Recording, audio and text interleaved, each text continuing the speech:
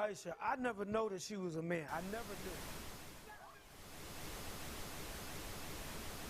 I believe that our education, like such as in South Africa and the Iraq, everywhere like such as.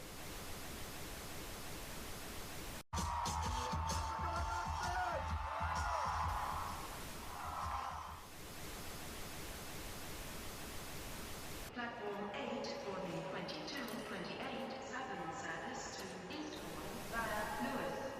Please join front 2. One option, placing a tracking microchip under a service member's skin. Former special operations officer. And if you hear the shouting, it's a group of demonstrators who've come. 9/11 was an inside job.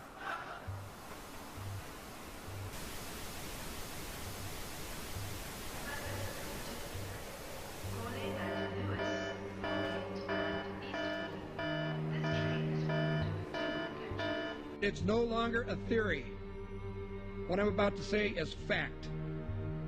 The secret organizations of the world power elite are no longer secret.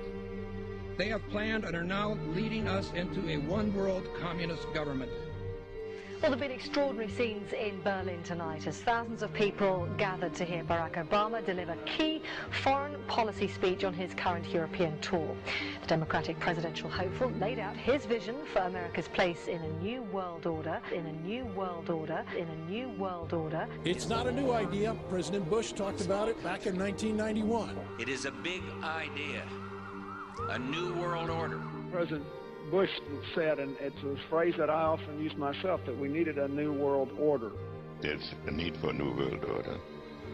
I call upon all states to join ranks in order to found the new world order of the 21st century. We have before us the opportunity to forge for ourselves and for future generations a new world order. When we are successful, and we will be, we have a real chance at this new world order. And people talked then, in 1990, of a new world order. And the question for us is how we meet and master all these challenges to ensure that Britain enhances its competitiveness in the process and realizes what I believe is our destiny of success in this new world order. So, in conclusion, ladies and gentlemen, a new world is emerging. It is a new world order with significantly different and radically new challenges for the future. And people better understand that they mean exactly what they're saying. It's a new world order they're trying to create, and they're trying to do so not only without approval or consent of the governed in this country, but despite the popular will. This is a straightforward assault by the elitists in this country. There is a global meltdown coming. It is a global depression, and one world currency and one world financial system is the end game. China said last week they want one global currency. France said yesterday or the day before that they want one world order, a new world order, at the end of this event. Gordon Brown will today call on fellow world leaders to seize the opportunity created by the worldwide economic crisis to create a truly global society. The Prime Minister will use a high-profile speech in the City of London to say that Britain, the US and Europe should join together to create a new, stronger and more just world order.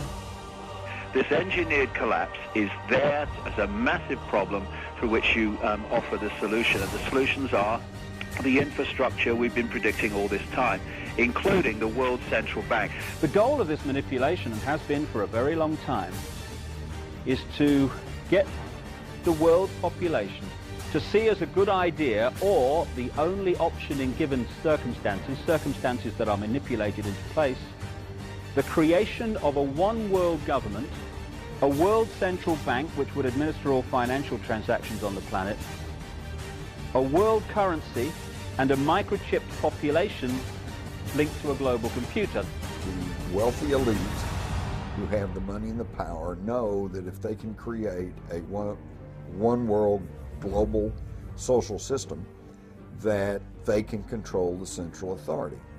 In other words, world control, world domination, one of the oldest desires in the history of the world. There's a very, very clear-cut and easily identifiable system in place that puts all of these elements from media control to government control to energy control together into one apparatus working together effectively towards its final goal, which is, you know, global control. Because of the compartmentalized pyramids that they've constructed within all these institutions of government and finance and corporations, the vast majority of people who are daily making contributions to push the world in this towards this Orwellian global state have no idea that they're doing that because they don't know how their contributions fit in with everyone else's. Only the few at the top do.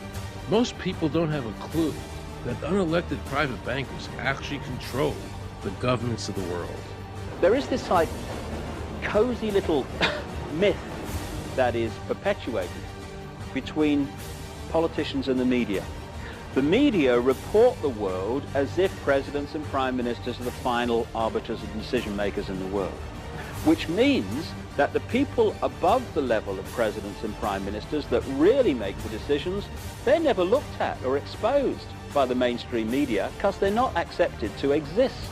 The central bankers of the world are working together to create a one-world government. A global police state as sinister as anything George Orwell ever wrote about, where every person on the planet Earth will have an RFID chip implanted. It is the first implantable microchip for humans that has multiple security, financial, and healthcare applications. More than 100 law enforcement officials in Mexico are having microchips implanted in their arms. The chips allow a person to be scanned, sort of like a cereal box at the supermarket.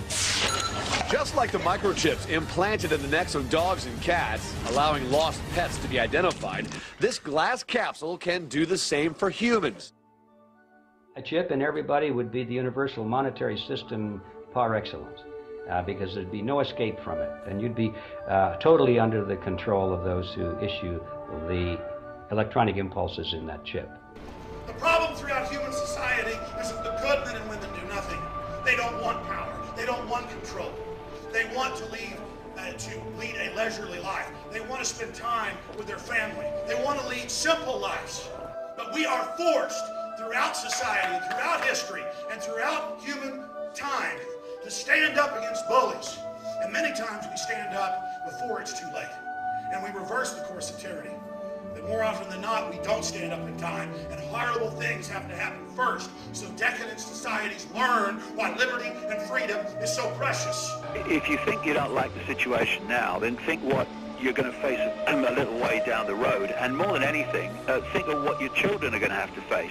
Because you think we live in a controlled society now, this is nothing compared with what they are going to have to live in.